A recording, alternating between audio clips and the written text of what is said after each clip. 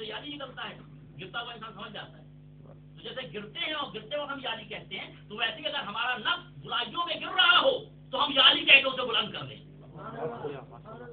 Symbol نہیں کہ بس گرے تو یعنی کہہ دیا بچ گئے اور مطلب کچھ نہ ہوا، نقصان نہ ہوا، یہ نہیں. یعنی ہر منزل پہ صرف نہیں کہ جسم گر رہا ہو تو یعنی کہے. اگر نفس برائیوں کی طرف جا رہا ہو، نفس خباستوں کی طرف جا رہا ہو، نفس دنیا طلبی کی طرف جا رہا ہو، تو اس کا نام لے جسے دنیا کو طلاق دے دیا، بس بقول ہم بلند ہو جائے. تمام مسائل کو سمبولک لینے کی کوشش، یعنی اللہ تو غالب بنائے گا، لیکن ہم بھی پوری صحیح اور کوشش کریں. اور بات تمام ہوتی ہوتی، یعنی بات تو شروع ہی تمام کیا، لیکن پھر بھی زندگی کے تمام گوشوں میں دین کے ایک ائمہ نے اٹھنے بیٹھنے کے، ملنے جلنے کے، رہنے کے تمام مسائل، معاملات کے مسائل بیان کیے. اور اسلام میں 2-3 واقعات اور سمجھتے ہیں کہ جتنا ایک دوسرے کے حق کا ذکر آیا ہے، کسی چیز کا اتنا بڑا ذکر نہیں. جناب عیسیٰ جا رہے ہیں، بہت باریک سی چیز ہے، لیکن واقعہ یہ ہے جناب عیسیٰ جا رہے ہیں. تم بھی کہتے تھے تم بسم اللہ، مردہ کھڑا ہو جاؤ. یا قبر سے گزرے، جناب عیسیٰ کے چاہنے والوں نے کہا، جناب عیسیٰ کے چاہنے والوں نے کہا کہ ذرا اس قبر والے سے بات کیجیے، کیا ہو رہا ہے، اس سے کیا گزر رہی ہے. جناب عیسیٰ علیہ السلام نے تم بسم اللہ کہا، وہ کھڑا ہوا. اب جب قبر سے کھڑا ہوا تو عجیب ہے بس، یہ وہ شخص ہے کہ پورے جسم میں آگ ہے، چاروں طرف زنجیریں ہیں، تو لال اصول کا گرم ہے. جناب عیسیٰ نے اس سے یہ کہا کہ تجھے تو میں جانتا ہوں، تو بڑا ظاہر مومن آدمی تھا، سارے رسومات جو بھی ہوتے ہوں گے، نماز روزہ حج زکات جو بھی ہوگا جو زمانے میں کچھ کرتا تھا. یہ تیری حالت کیا ہوئی، یہ کیا کیا کہ یہ حالت ہے، یہ زنجیر اور آگ اور یہ اور وہ اس میں. اس نے کہا کہ ہم ویسے تو ہم نے کوئی گناہ نہیں کیا تھا، لیکن ایک گناہ ایسا تھا جو ہم نے انجام دیا تھا، جس کی یہ سزا بھگت رہے ہیں. کہا وہ کیا تھا؟ کہا کہ میں جنگل سے لکڑی کاٹ کے اور لوگوں کے گھروں میں پہنچاتا تھا. ایک شخص نے اپنی لکڑی ہمیں پہنچانے کے لیے جنگل سے جو ہم نے اس کے لیے، تو میں نے یہ کیا کہ وہ لکڑی جو لے کے اس کے گھر تک آیا، تو وہ جو خلال کے لیے لوگ لکڑیاں لیتے ہیں دانت سے نکالنے کے لیے گوشت، تو اس کو ہم نے اس لکڑی سے ایک خلال توڑ لیا تھا. جو لکڑیاں اسے دی تھی، اس سے دیکھیے اسلام کس منزل پہ لے جا رہا ہے کہ دیکھیے حق کو کتنا ہے. ہم نے صرف ایک لکڑی توڑ لی خلال کے لیے، اس کے مالک کو نہیں کہا، یہ اس کی سزا تھی. تو اس نے تو خلال کے لیے لکڑی نہیں کی تھی، خلال کے لیے ایک چھوٹا سا تنکا لیا تھا، جس کی سزا بہت رہا. تو جو تنکا لے لے وہ جہنم میں اس طرح جائے، اور جو جناب زہرا کا پورا باغ کھا جائے وہ رضی اللہ کیسے ہو جائے.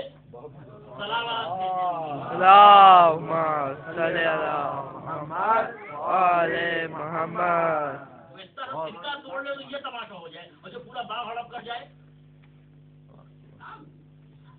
اب سہو ہو جائے. بلا اسلام حق کی بات، یہ اسلام کا وہ نظام ہے.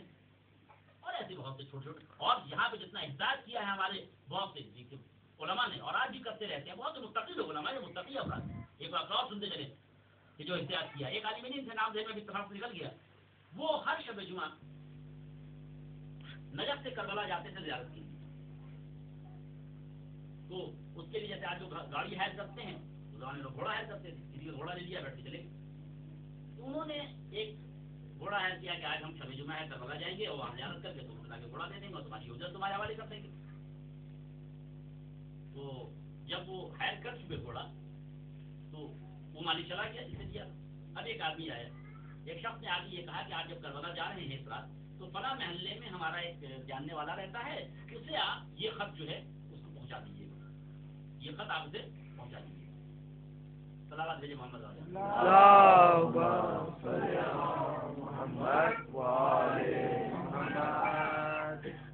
یہ خط جو ہے فلاں محلے میں جو رہتا ہے اسے پہنچا دیجیے گا. لیکن وہ جس سے انہوں نے گھوڑا ہائر کیا تھا وہ جا چکا تھا، اس سے اجازت سوجی نہیں. جیسے یہاں کیسے ہوتا ہے تو آفس کی گاڑی ہے، پورا محلہ اس کے اوپر چکر لگاتا ہے، احسان بھی جاتے ہیں اس کے اوپر. ہم دیکھو ہم نے کر دیا نہیں تو نہیں ہوتا کچھ، جبکہ ہم خود دوسرے کے احسان میں لگے ہوئے. تو وہ یہ تھا کہ گھوڑا انہوں نے لیا، لیکن مالک سے پوچھا نہیں، وہ جا چکا تھا اور خط بھی پہنچانا ہے. انہوں نے یہ وعدہ کیا تھا کہ ہم سے کربلا کی زیارت کر کے لوٹ آئیں گے. اور میں گئے، جب پہنچے کربلا تو زیارت کے لیے گئے، وہاں جا کے گھوڑا انہوں نے باندھا، زیارت کی، اور جہاں پہنچانے جانا تھا خط وہاں وہ پیدل گئے. کہ گھوڑا ہم نے اس سے لیا ہے صرف کربلا تک کے لیے، نہ کہ پورے کربلا میں چکر لگانے کے لیے. یہ ہے احتیاط. اسے ایسے علماء کی تقلید کہا کا ہمیں حکم دیا گیا ہے کہ جو احتیاط کر رہے ہیں، جو احتیاط کر رہے ہیں، کیونکہ یہ ان کے غلام ہیں کہ جن کا آقا بیت المال میں اگر بیٹھا ہوا ہو اور اسی بیچ دو شخص آ جائے اور آنے کے بعد پھر اپنی ذاتی گفتگو کرنا چاہتا ہو تو مولا چراغ بجھا دے، کہے بیٹا حسن ذرا گھر سے چراغ لے آؤ. اسے بھی تعجب ہوا، اس لیے کہ وہ آیا تھا سیٹنگ کے لیے کہ کچھ گورنری مل جائے گی تو یہاں وہاں کا کھانا پینے کا انتظام ہوگا. وہ دونوں طرح زبیر گورنری لینے کے آئے تھے اور آئے اور مولا نے کہا کہ چراغ بجھا دیا کہ گھر سے چراغ لے کے آؤ. اس نے دیکھا کہ یہاں تو پائی پائی کا حساب ہو رہا ہے، تو وہ گورنر بن جائیں گے تو بال کی کھال کھینچ جائے گی. سوال کر کے وہیں سے اٹھ کے چلا گیا.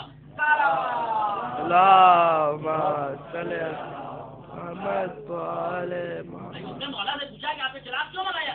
کہا کہ ابھی تک جو ہے وہ شخصی بات ہو رہی تھی، ابھی تک جو بیت المال کا کام ہو رہا تھا اب شخصی بات ہونے والی ہے، اس لیے میں نے گھر کا چراغ منگایا. یہ دونوں سمجھ گئے کہ بات تو بگڑ گئی ہے. اتنا بڑا عادل ہے کہ پائی پائی کا حساب کر رہا ہے تو حکومت میں کچھ تفاوت تو ہو نہیں پائے گا. وہ وہاں سے روانہ ہو گیا. یعنی مولا، اب یہاں پہ جملہ کہتا ہوں، مولا علی نے چراغ خاموش نہیں کیا، مولا علی نے اسلام کی شاہراہ پہ ایک چراغ جلا دیا. اس چراغ کے ذریعے پہچانو کہ اللہ والا کون ہے، دنیا والا کون ہے.